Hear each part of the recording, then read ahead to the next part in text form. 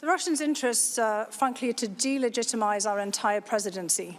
So one issue that I do want to raise, and I think that this would resonate with our colleagues on the committee from the Republican Party, is that the goal of the Russians was really to put whoever became the president, by trying to tip their hands on one side of the scale, under a cloud.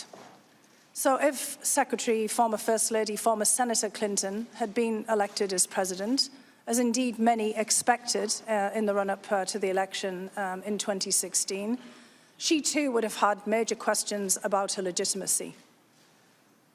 And I think that, what we're seeing here as a result of all of these narratives, as this is exactly what the Russian government was hoping for. If they seed misinformation, they seed doubt, they have everybody questioning the legitimacy of a presidential candidate, be it President Trump or potentially a President Clinton, that they would pit one side of our electorate against the other, that they would pit one party against the other. That was Fiona Hill back in 2019 testifying before the House Intelligence Committee's impeachment probe. She was President Trump's senior advisor for Europe and Russia on the National Security Council. In her new book, There Is Nothing for You Here, Finding Opportunity in the 21st Century, Hill details her personal journey from England to Russia to the United States. I spoke with her on Friday.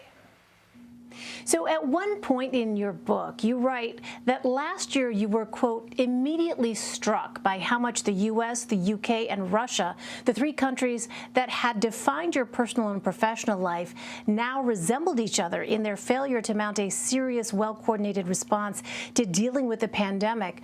Why do you think they struggled so much, and were you surprised to see them in the same kind of situation that countries like Brazil and India were in? Look, I was very surprised because, like many other people here in the United States, I assumed that our public health system, the CDC, and many of the institutions that we've put in place over many decades would be up to the task of dealing with the pandemic. We've had a lot of talk about the coming pandemic. It's been reflected in popular culture, many movies about this, many books about an impending public health disaster, just like the one we're contending with today. So I kind of assumed that we would have our act together. However, in some respects, I'm also not surprised that we all found ourselves in the same predicament, because we've got the same style of government, at least we had the same style of government in that fateful period of 2020, when we had, the first outbreak of the coronavirus and the shutdowns. Of course, we were in the throes of still having a populist government in the United States under Donald Trump.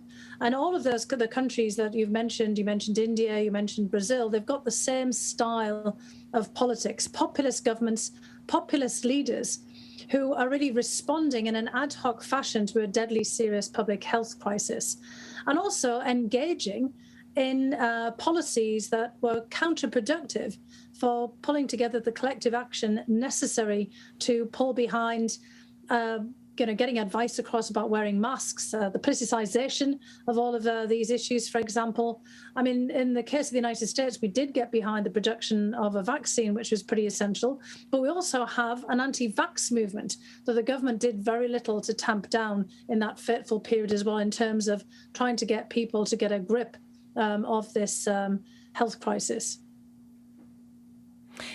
Fiona, you had such a unique perch inside the White House during a time of a lot of news developments, shall we say. And I wonder what it is that you observed specifically about the relationship between President Trump and Russian President Vladimir Putin when you were working in the administration. Well, obviously, in this period, there was a lot of speculation, a great big swirl of views out in the general public and in the media about the nature of that relationship. What I saw from the vantage point of close observation was that President Trump clearly admired President Putin of Russia. He liked his style. He liked his approach. He saw him as a strongman leader, which is how he saw himself. He saw him, obviously, as the leader of one of the other great powers of the world. He also saw him as a person who could get his own way in his domestic politics, not just on the international stage. So for Trump, Putin was somebody that he admired in terms of his style and approach to politics, someone he wanted to emulate in many respects, and someone whose respect he wanted as well.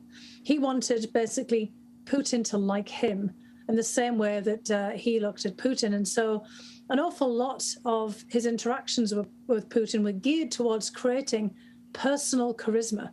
Kind of a personal relationship between the two. They were more emphasizing personal charisma to build a personal connection between the two of them. They were much less about the substance of policy or the substance of relations between the United States and Russia. This was very personal. And Fiona, I'm curious, given your understanding of Vladimir Putin's own background, in the intelligence community in Russia, did you get a sense of what his own assessment was of President Trump?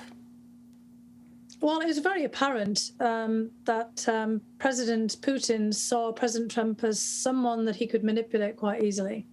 I mean, there's a classic example that I actually give in the book of when there hadn't been a phone call between the two leaders because of, all of the machinations and churn in US politics, where every time there was some kind of conversation between Trump and Putin, everyone, basically had a panic attack about what the nature of that call was, what was said, for example. And it was clear that Putin wanted to have Trump talk to him. For his own domestic political purposes and his own posturing on the world stage, he wanted it to be very clear that he was being sought out by Trump. And he made a big show on Russian television of praising Trump, praising the performance of the economy, and, of course, knowing full well that this would be picked up in US media outlets. And immediately, President Trump said, I want to go and talk to Vladimir Putin because he said nice things about me. And in interactions, Putin would on a more personal level, try to push buttons to gauge Trump's reaction, to see how he would react to things, what he would say about things. You could tell at the end of a kind of conversation that he was dissatisfied, this is Putin, that something hadn't come up. And so as he's wrapping up and the conversation's supposed to end, he'd throw something out to kind of get a rise from President Trump and to see how he'd respond to this. So with that in mind as sort of the backdrop here, I want to fast forward a bit. The House Select Committee investigating the January 6th attack at the Capitol has started issuing subpoenas.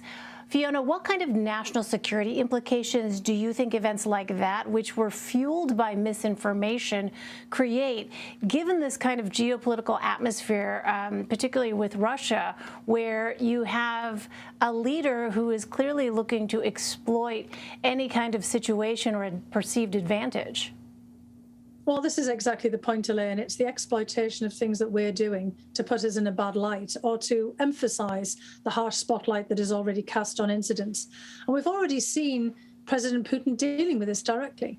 So when President Joe Biden met with Putin for the summit in Geneva not that long ago, what did Putin do? He was asked in his press conference about human rights abuses in Russia, and he immediately turned everything around, as one would have expected, onto the United States, talking about similar abuses in Russia and actually making a point of portraying the people who took part in the storming of the Capitol on January 6th as political martyrs, essentially suggesting, as President Trump and others around him have done, that these people were engaged in nothing other than an ordinary political protest.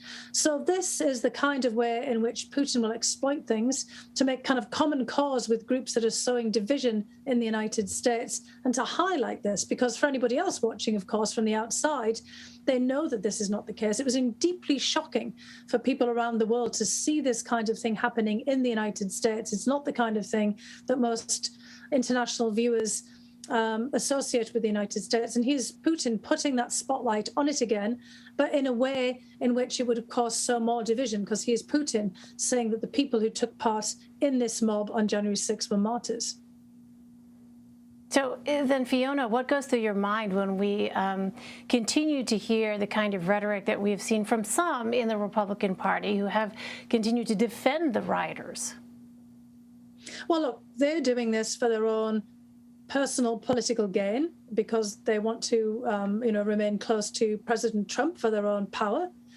They're also doing it for, domestic political purposes to ensure that, as the midterms approach, the Republican Party that, they're part of is in its sort of best unified position ahead of the elections.